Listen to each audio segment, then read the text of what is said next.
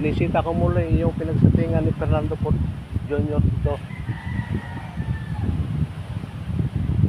Dito sa likod ko yung bahay na pinagsituingan dati ni Fernando Pot Jr. Ayan. Matagal ng panahon.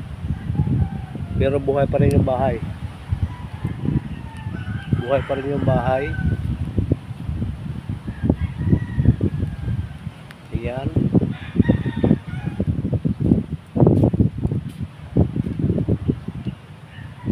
Ito po. Ito po. May bantay pa lang. May bantay pa lang aso. Pero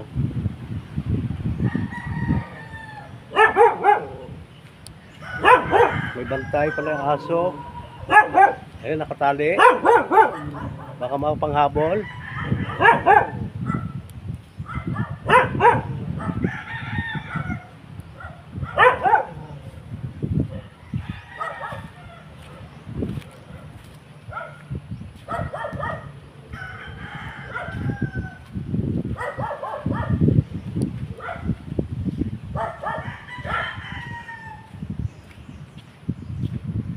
Ito si kumpare nga aga o nakapanigar rin, nakatungtong na sa doyan.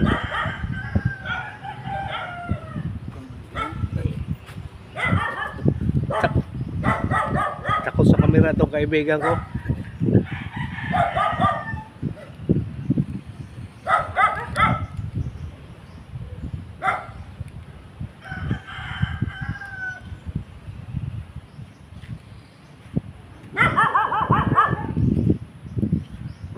Ito maraming puno dito.